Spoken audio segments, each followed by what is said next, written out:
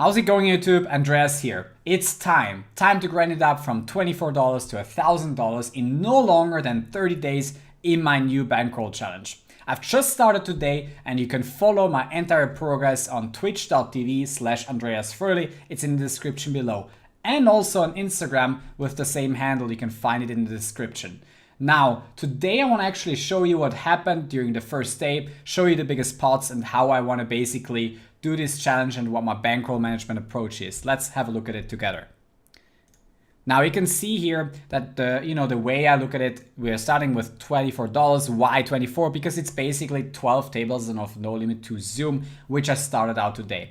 I want to have also reasonable bankroll management overall. So for example, at $100, I'm going to slowly add in higher tables. For example, one PLO5. At the same time though, grinding PLO2 to make it smooth. So in case I drop on PLO5 by 1-2 buy-ins, I'm basically making up for it on the PLO2 table. So I'm adding some reg speed PLO5 table to make it slowly progressive into that PLO5. And maybe we're just lucky when we're getting to that higher stakes. Any game up to PLO10 and NL10 counts.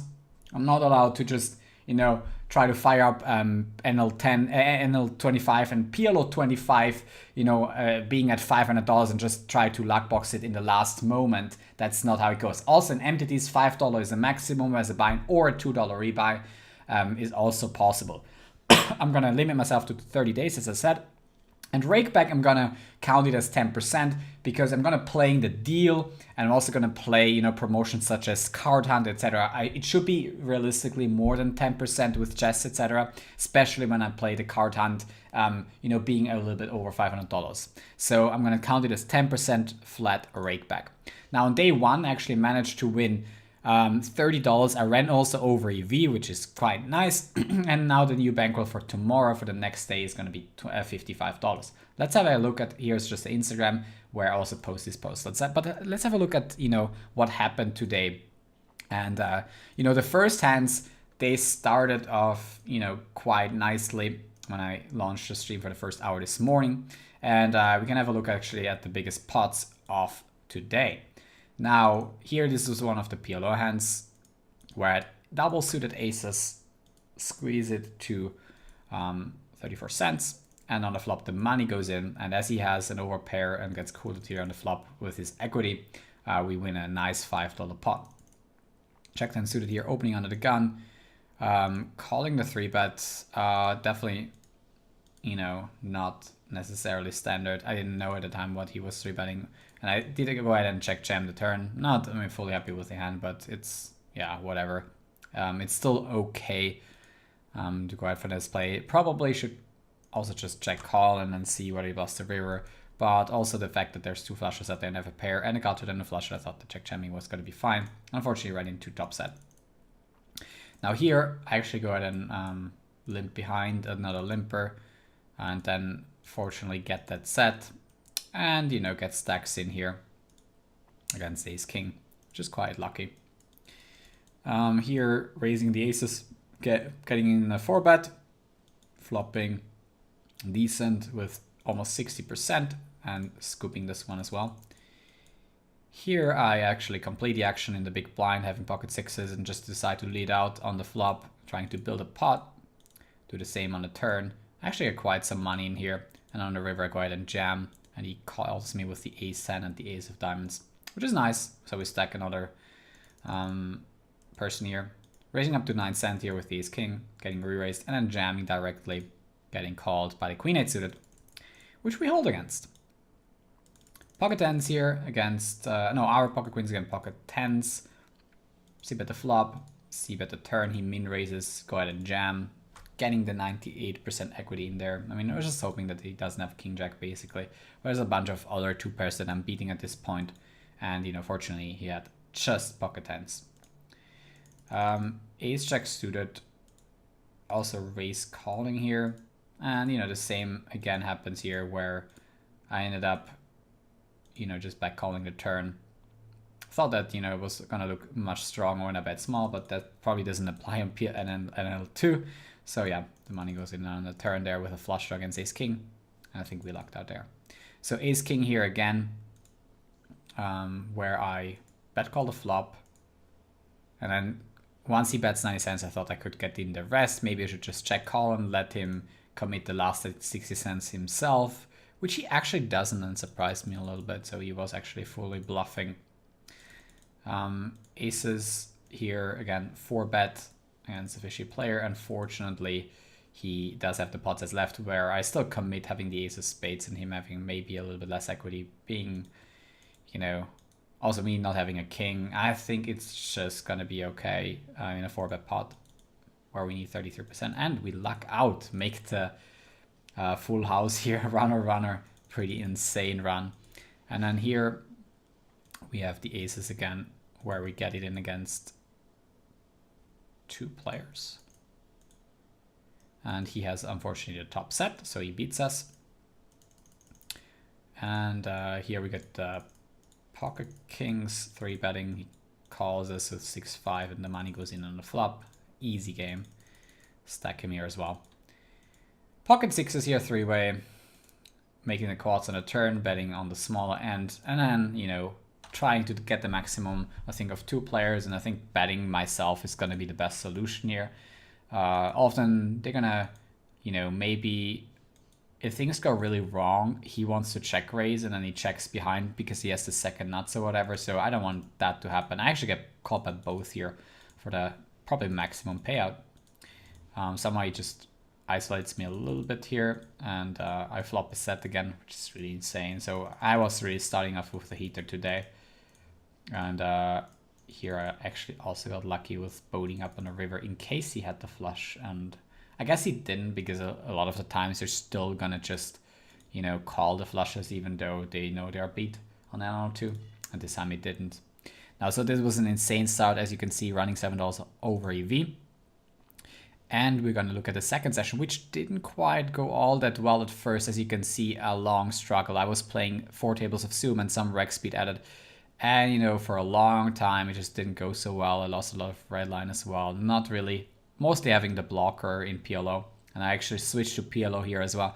But then towards the end, I decided to just play rec speed tables and make it also a little bit, you know, slower for me. So I can actually think about the hands a bit more than just clicking buttons. And that ended up being quite nice. Let's have a look at the biggest pots of this day as well, or of the second part of the day after the break.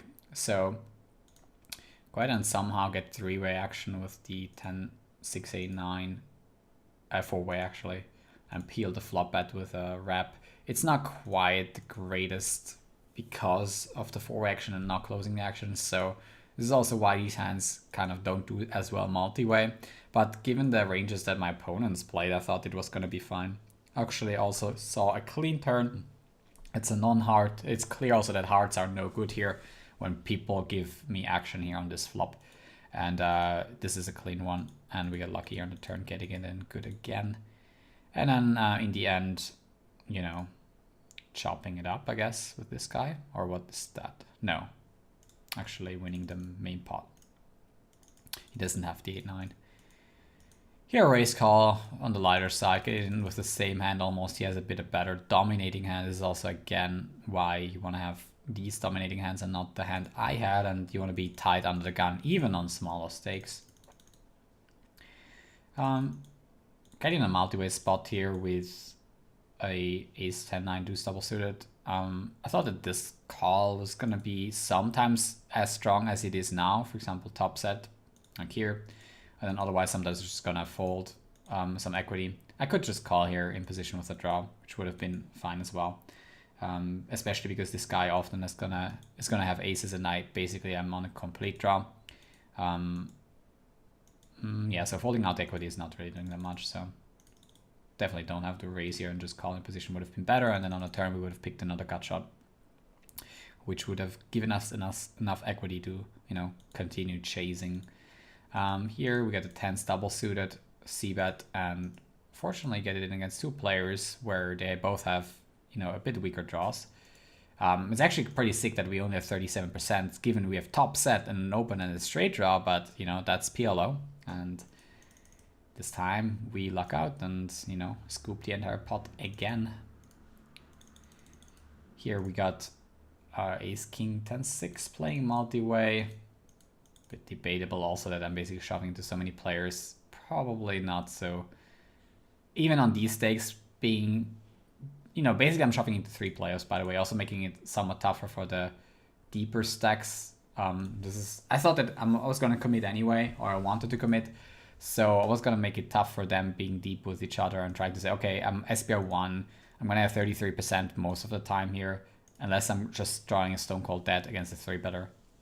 And also have a backdoor flush draw, backdoor straight draw, just to help me out a little bit. And in the end, it worked out well, but even against PLO2 players, maybe not the best play. And I definitely wouldn't recommend that on higher limits, and I would not make that play. But given that they actually miss a bunch of times and have weird ranges to begin with, maybe the play is becoming a bit better and actually it might be okay. Here, I call a pot says lead here. This guy overcalls with a set, and on a river, clean run out, no hearts, which actually he would have managed me to bluff on, even against him.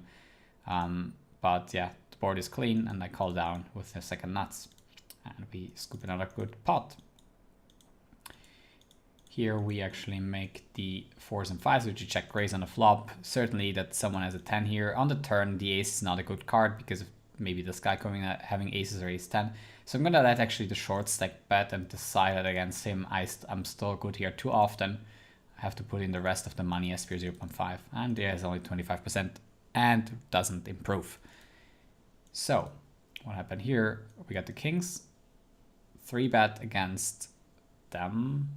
Actually against him because he's short and thinking that they would not have aces. Let's see what they do. They actually calls the 8, 8, 9, S6 and I commit on this flop SPR 3, which I think is fine given the crappy ranges that I sometimes play. Unfortunately, I don't have the clubs, but I have the top pair blocker, which just puts it a little bit above the edge and making it a shove for me. Aces here again, being able to 4-bet for stacks and getting the money good on the flop. Also scooping this pot. 2 more hands, aces again. Getting the money in again with 82% here against the guy who checked jams with top 2 and a gutter. And this time he wins the pot. Here, pretty fun hand here today on the stream. I mean, he doesn't 3-bet the nuts. And the money goes in on the flop. Also, you know, borderline because of, I mean, top 2 and open-ender is a good hand, don't get me wrong.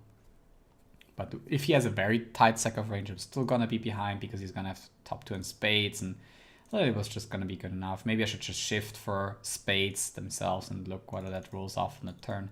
I decided not to. I would have actually managed to get away from the hand on this turn card.